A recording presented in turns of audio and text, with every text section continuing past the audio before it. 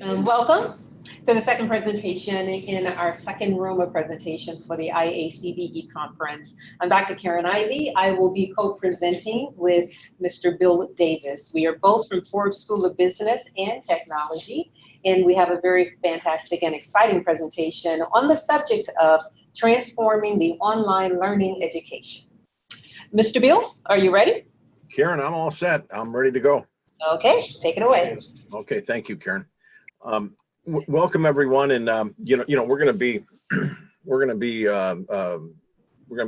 be brief. We're going to be gone. We're going to take advantage of these 25 minutes that we have, and share with you some things that we see from our experiential learning, all of our online teaching, as well as some of the research that we did, and top line some of the trends and so forth. So with that said, obviously the name of our presentation is Transforming the Online Learning Evolution. And as you look at that, it's important to look back to move forward. So we're going to take a quick look back, and then we're going to talk a little bit about the present, and then Karen's going to talk a little bit about the future. So with that said, next slide, please.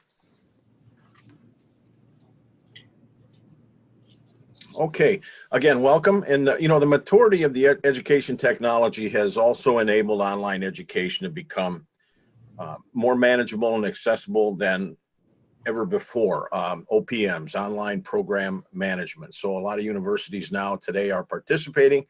In some cases, some business courses and other courses have become a commodity because there's a lot more players today than there ever was. And things continue to transform and change. Integrated learning is into the flow of work and life, reskilling and competency development, and empowering people to actively develop through their lives has been the focus on the online learning evolution. We're going to talk about that today. We're going to talk about some of the current trends, and again, where we see them heading, and that will be Karen's part. Next slide, please. Today's agenda: past, present, future of online education, top 5 trends affecting the learning and performance industry, experience ideas to reboot your thoughts with fresh perspectives to enhance your learning directions and engage student audiences. And again, hopefully those are some takeaways. We feel if you can walk away with 2 or 3 ideas that we might stimulate from this presentation, it may force you into some conversations with instructional designers and some creative thinking with your faculty. So that's one of the goals today. And then also to outline a plan to get started in the process of evolving, and then explore some of the innovative learning direction that's taking place right now at Ashford University. Next slide, please. Some of the research that we did, there's a couple of them that I like, and I'm fresh out of a conference, ADL conference that was held at the University of Mississippi, the Association for Distance Education and Learning. And I saw some great presentations. There was one by Dr. David Weathers from the University of Wisconsin, where he did a presentation on looking back to move forward. I gleaned some good points out of that I'll share.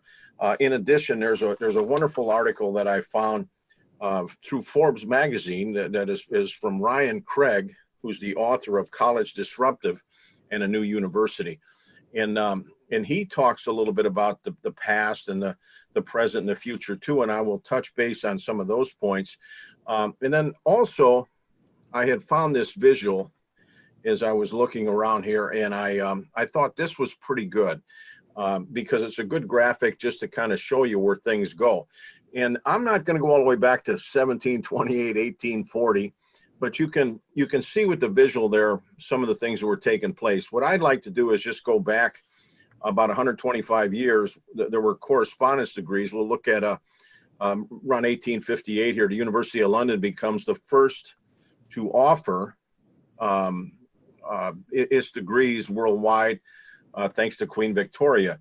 Ryan Craig, he tells us that the University of London in the mid-19th century reached mainstream America in the 1890s. And over the next century, while various universities played with other modalities, including radio and television-based distance learning, most notably in the UK. And with the Open University correspondence degrees in the US remain solidly grounded on paper and the U.S. Postal Service. So before the 1990s, there was little sense among traditional universities that distance education should generate a profit or be in any way central to the institution's success.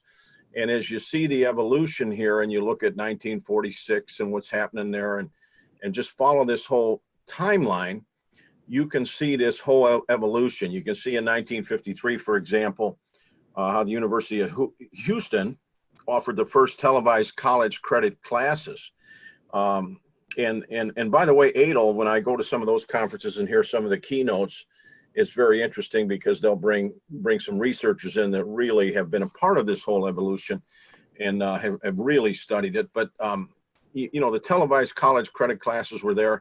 1969, open universities established in the UK using radio and TV to deliver classes. And then the internet revolution starts in 1999. Online study revolutionizes online study as educational tools such as Blackboard, eCollege, Smart Thinking. They're all launched. Now, at that point, you've got here 1 in 4 Australian students, for example, approximately 298,000 people now study off campus. That's just the statistic that's in there. But in 2009, this number is astronomical. 4.6 million students are taking at least one online course, according to the Sloan Consortium. And of course, you can see what was happening here in 2002 and 2008. And according to Ryan Craig, you know, by enabling these forms of interactivity, interaction with content, the instructor, other learners, the internet proved to be a game changer. We all know that for correspondence degrees, for online learning. And naturally, this explains some of the changes that were happening in the market too with University of Wisconsin, Washington, UCLA. They were caught unaware as for-profit enters into the picture. And what starts to happen is this whole implosion of educational offerings. And this trend continues, and online degrees continue to fuel the growth for nonprofit universities, for-profit universities for a decade as they penetrated a huge market of nearly 40 million Americans with some college but no credential. So by 2010, there were nearly 3 million students enrolled in online degree programs, 70% who attended for-profit institutions. You know, today there are, as Ryan Craig puts it, many fishermen fishing in a diminished pool. But he claims too, it's also a failure of investment to not to invest in this and take it to the next level, to continue to drive it and to continue to grow it. So there's kind of a quick look at the whole evolution and some of the statistics that you see here. But it gives you a little feel for what has been going on in the past. Next slide, please.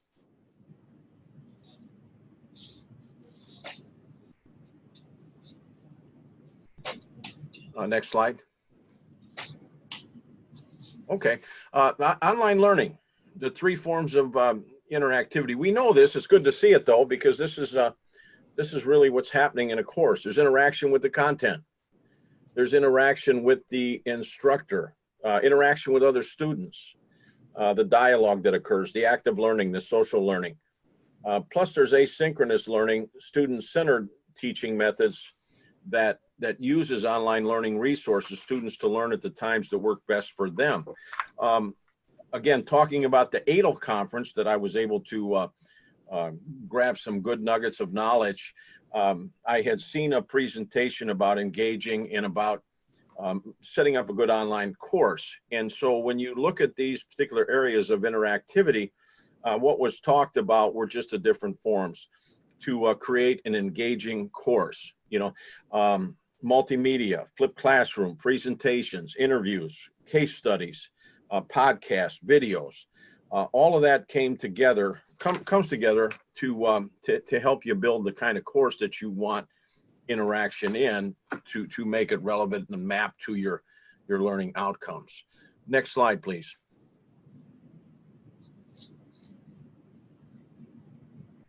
The Ashford University online education platforms that I've used. Karen and I both have, as we all do, just a ton of online teaching experience. I've taught over 200 courses in the on-ground modality and in the online, combining them both in the online modality. And the thing that I've learned, is working through these three platforms that our LMS system has provided to us. In the early years, Blackboard, and then of course we were into eCollege, and then today we're into Canvas, which is kind of, in my opinion, a Cadillac of the platforms. It allows us to do a lot of things, from media to videos to filming students, to students being able to send us back a video. So there's a huge value in all of that. And with that said, next slide.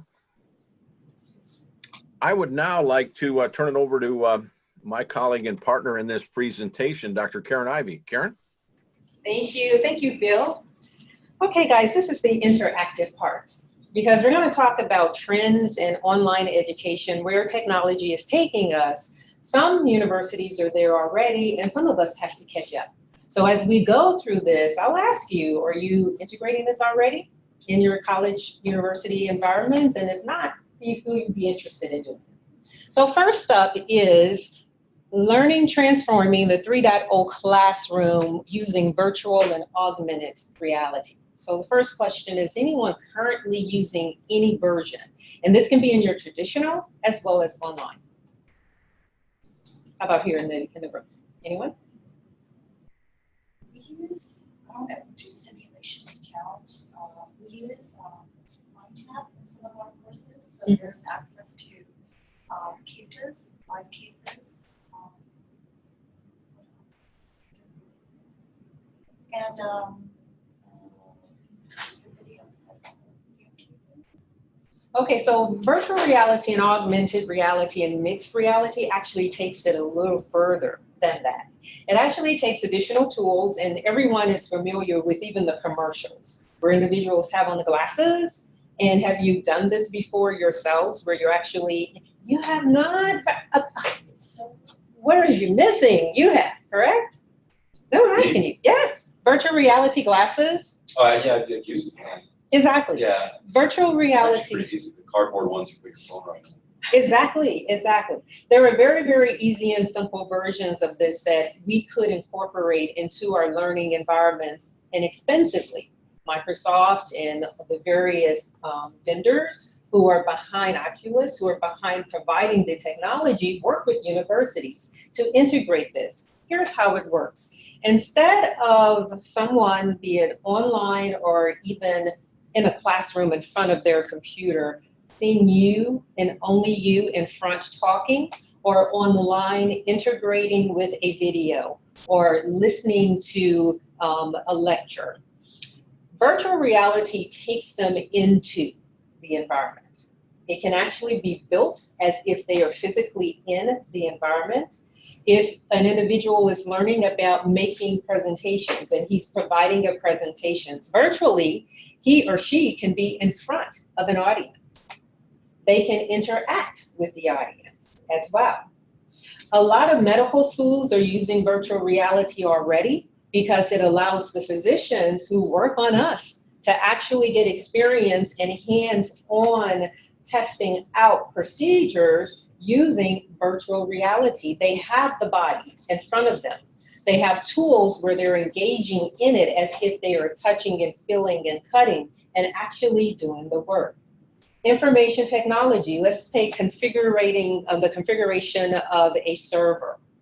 We could teach that. We can have even interactive servers where they are walking through interacting with a server. Virtual reality allows them to virtually feel and touch the server as they are making configurations, as they are turning off servers, as they are seeing what actually happens when they interact and exchange with physical elements. Why is that important? It's important because from a learning standpoint, it takes us to the next level. For online universities, it brings the person more so into physically how the environment looks, what it means to do whatever they are learning and applying, and they can get a touch and feel of reality in so doing it. Another use of virtual reality that a lot of universities are doing already is new students. How do students get familiar with your schools before their first day? Anyone? Question? Anyone? Search online and look at pictures. Yes. Walk on campus.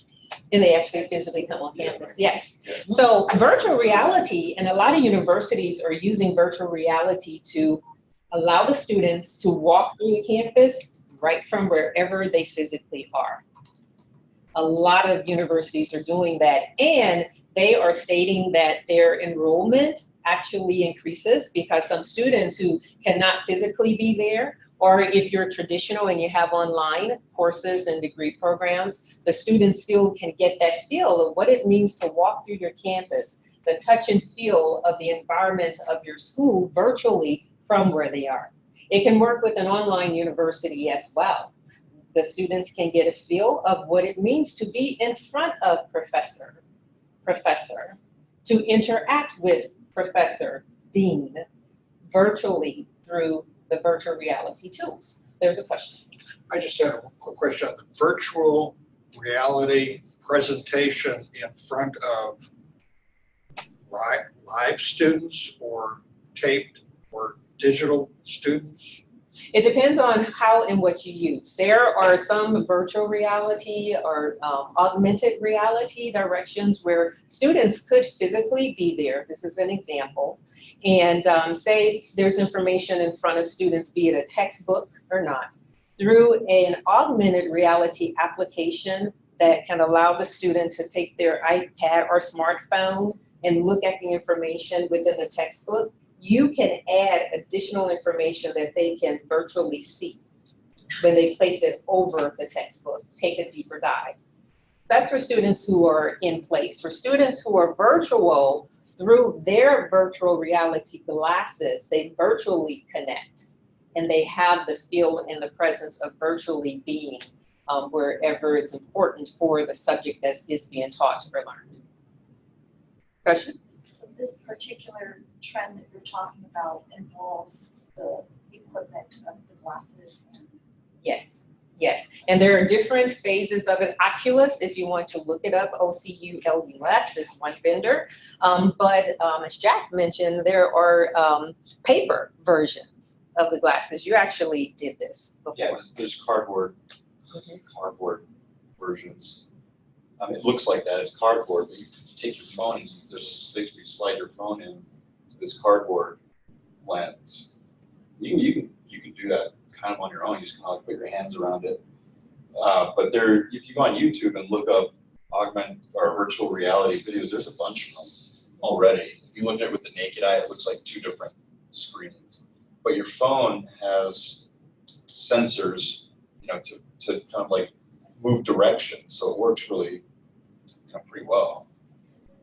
Something worth checking into. A lot of universities, like I said, are already heads up, and they're integrating this in their courses for training, in their recruiting process as well. so the use of the phone itself, like how we can look at, you can point it at something and then it'll guide you in terms of direction.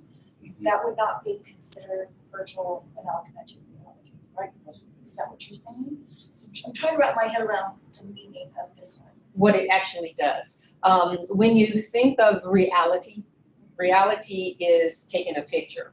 Right. And what I took a picture of, what I see, exactly that.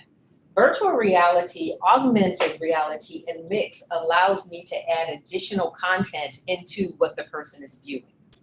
Which is different from real time. Right? Like real time? It can happen real time. Okay. The question was asked, can it be physically in the same classroom? It can happen in the same classroom. But what I put into the application, if I want you to look at a piece of paper that has content on it, say from the textbook, but I want to add some additional visuals or additional information to help you understand and apply what you're looking at, that's within the application. So when the person looks at it, they're seeing all of what comes from the application as well as physically what may be there. That's the mixed reality combination. There are a lot of different ways of using the virtual reality. The whole idea is you are immersing individuals into that learning environment. Taking away from watching a video, looking at a picture, listening to a recording, you are immersing them in and interactive as well. That's the benefit. As Jack mentioned, there are several videos on YouTube. And so you may just want to go ahead and look up some of those YouTubes and get a feel of what several universities are already integrating. And then we can all rest assured that several of our doctors are being trained today using virtual reality so they can really grasp the whole content. Okay, next slide. Another trend that is very popular already and growing is taking advantage of the social learning platform. And what do we mean by this? Our students are very, very used to the Twitters, the YouTubes, the Facebook, Instagram, all of the social learning platforms. Our students are out there and integrating with it every day. Why not incorporate that into the curriculum to expand collaboration of students speaking to each other, sharing information peer-to-peer, bring in industry experts using those social media tools. Most of us are on LinkedIn or Facebook. We have some form of social media interaction already. Industry experts have that too. This is a way of bringing current interfaces of students with industry experts, with their peers as well, in areas and using tools that they are very, very used to using already. And if we embed that into the curriculum, we're taking what they're used to, expanding collaboration platforms, which are free in a lot of ways. Most people already have cell phones or iPads or something, and we're incorporating methods that students can increase collaboration within the classrooms. Several universities are doing this already. This is something that any individual instructors can even adopt in their own classroom. It doesn't take a whole governance process for acceptance, right? This is something that we can do already, and an easy way to bring in industry experts right with our students. Open collaborations. Okay, next slide. A next 3.0 trend is taking advantage of the artificial intelligence space. A lot of universities, again, are integrating this already, and they're doing this in a lot of different ways. Up under the picture here, we have captured anticipating enrollment trends, optimizing recruitment efforts, predicting learner behavior, and help personalizing the learning experience. Why?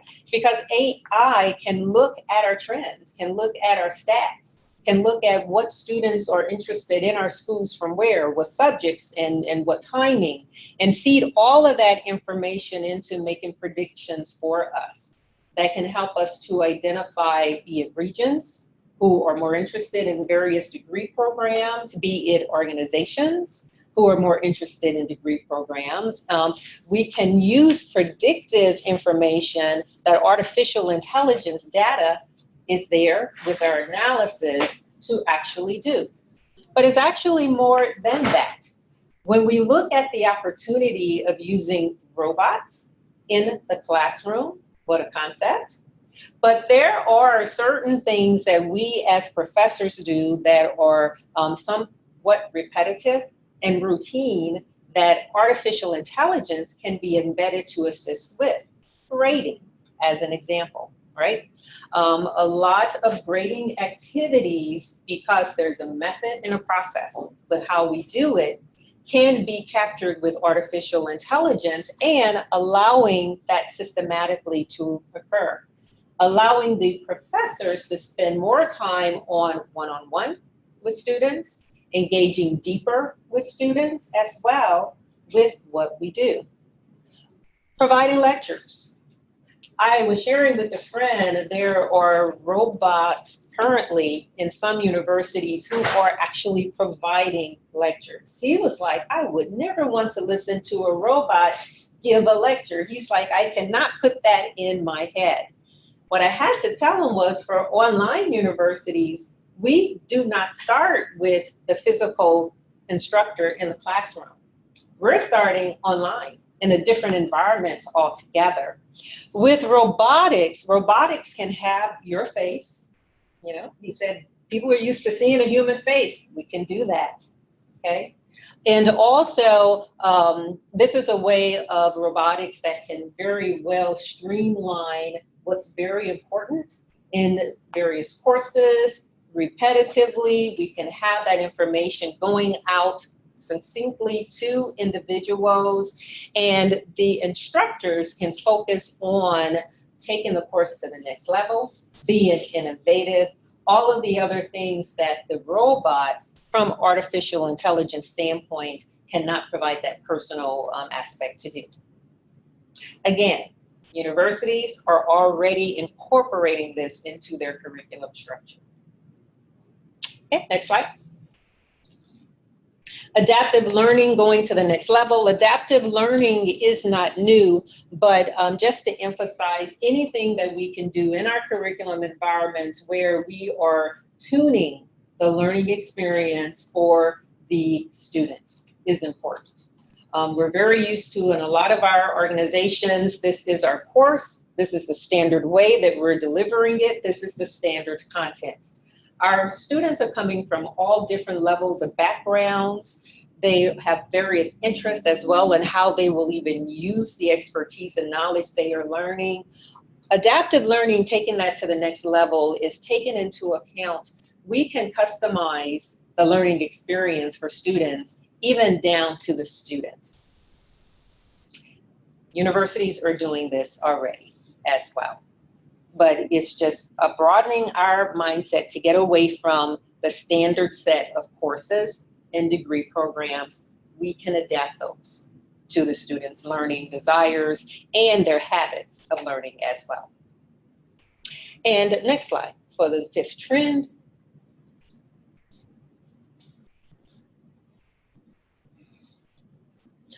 Is gamification and game-based learning. This is simulations, I believe you had asked. Simulations definitely are already spreading through our organizations. This is encouraging us to increase that. It's a different learning method, a different learning style for students. I wanted to share just some stats here with gamifications, or at least some strategies with it, where it's very simple. In the main room, we saw a presentation there on business gamification that we're incorporating here at Forbes School of Business and Technology. But gamification can be as simple as taking a subject within your course and allotting some type of a point system for students, where if you advance and you get this area correct, get that area correct, you can advance to another learning aspect of the course, turning it into a game. Jeopardy. Jeopardy is very, very simple. Most of us are familiar with Jeopardy, right? A Jeopardy-like environment is very, very easy to incorporate with any subject. Jack, you're familiar with Jeopardy? You're smiling, okay. What is the game show? What is the game show? Yeah, thank you very much, yes. It's very easy to do that. I put on a NASA training session for some youth in Denver during the week that we were celebrating the NASA launches and all. And I created a Jeopardy session for NASA history. To my amazement, from the youngest ones to the more mature ones, all engaged in it. It's just a different way of presenting the subject, turning it into a game. It's easy to do. We don't have to purchase equipment to do it. Guys, there is a Jeopardy PowerPoint that is already created, where if you would like it, in fact, I think I want to talk to Jorge to get it out to everyone. It's not just Jeopardy, it's actually 3 or 4 different game shows. I downloaded these all, that all you need to do is to tweak it and create a very Jeopardy-like or real life-like game show using your own subjects. Any instructor could take this and modify it and incorporate that into their course room, into training, and I'll make sure that you get that. But gamification, and also encouraging participation through game elements like points and competition between individuals helps with the learning environment. And so quickly, I'll go to the next slide. And how do we incorporate this? What are some of the steps and things that we should do? I just came up with 6 points that we should focus on. 1, anticipate how your average classroom should look in 5 or 10 years. Ask yourself that. How do you want your classrooms to look in 1 year? And then extend it to 5 through 10 years. What do you want? How do you want that engagement to work? And I will say, when you think about that, don't think about what's possible based on budget, off from the fact, because we'll kill it right there. We know how it works, right? Let your imagination go to think about what is possible. Research technologies. I presented 5. All of these, it's very easy to go online, go to YouTube, look them up. You can see what other universities are doing already. A lot of this is not creating new paths. They have already been experienced and they are in execution at a lot of universities, but you have to do that research. 3, determine those core competencies that these technologies and engaging in these will allow the students to gain. We had a workshop yesterday talking about competencies and the importance of students gaining those before they go out into the workplace. All of these trends and integrations of technologies help to build those competencies. Identify exactly what that means in your environment. Step 4, identify the pros and cons. You had better do it yourself. At least start doing it, because if you don't, someone else in your area will identify the cons. Go ahead. You always want to identify pros and cons. It could be where the budget comes in. It could be integrating with other technology in your university. Find this out for yourself. Step 5, confirm the current barriers that need to be removed for this vision to occur, right? We do not come up with ideas with our head in the sand. Write them down, because more than likely it's good ways to overcome those barriers. But you have to just be honest up front, do your research so that the barriers can be addressed up front. And then 6, seek the buy-in and approval. And next slide, please. Establish your own online plan. Starting first with your vision of where you want to take your course room, come up with your plan, apply those steps that I mentioned, thinking about those technologies, and allow yourselves to grow. So any questions? I'm still stuck on that augmented reality. So I can imagine that that would come in handy maybe for a marketing class, right? Uh-huh. You can propose product development or even entrepreneurship. Are there other ways that you found it to be,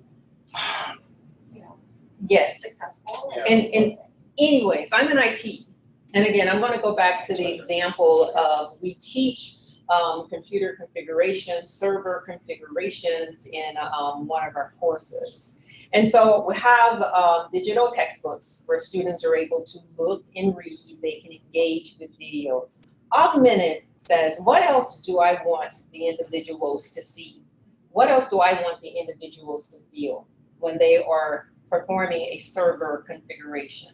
From an application, I can put that extra into the application so that even when, let's say, they look at the textbook, they also are seeing the additional information. It could be them as an avatar actually performing the server configuration. They can see their hands reaching out and making the changes in the impact from the readout on the server. It takes them into reality, so that the first time they're experiencing this is not when they physically are on a job. You just want to be sort of open, look at videos to see how a lot of the other universities are doing this. What about costs? Like, how much does it cost to get into that? Is that a huge and significant investment? It is an investment, but it depends on the level of entry. We have mentioned a lot of schools, to stay on the less expensive side, do go with the cardboard box direction. Most students have cell phones, okay? You can use that, right? Some other schools do take it to having the students to actually purchase, or as part of the course fee, one of the digital items. And then of course, volume. You know, if you're talking a smaller purchase amount versus a larger one where you really are going to embed it, say through the life of a degree program, you can get volume discounts on that. So the true answer, you would want to actually reach out to the vendor with true feel of this is what we're thinking, so you can negotiate those prices. But as we continue, the more universities who actually incorporate this technology, the less expensive, of course, it will get. Yes. Question? So social media, can you say a little bit more about that, like how that's, like what programs or that you use to connect the students? Collaboration? Yeah. Right, so are you active in social media? Yeah. What do you use? LinkedIn. Okay. You know, business standpoint, that's about it. Okay, from business standpoint to LinkedIn. Let's take Facebook too, as an example. Facebook is one where it has a lot of activity where individuals are engaged in using Facebook, Instagram as well.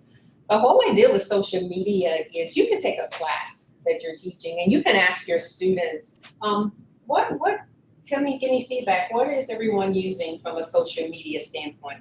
More than likely, you're going to have social media, Twitter, Facebook, Instagram, LinkedIn, whatnot, that is used across the board or is free for other individuals to set up an account to use. You can use those tools to expand collaboration. It's outside of the learning management system. It's in that collaboration zone using those tools. And the whole idea is it's an open environment where students can discuss the subject peer-to-peer. You can bring in an industry expert to join in as well on the discussion. And it's a further way to expand collaboration. And if you want some examples even of what other universities are doing in that zone, I can send it to you. Yeah. The good thing is a lot of this in the social media realm is free and it's at our fingertips. And every instructor, even on their own, can establish it in their classroom.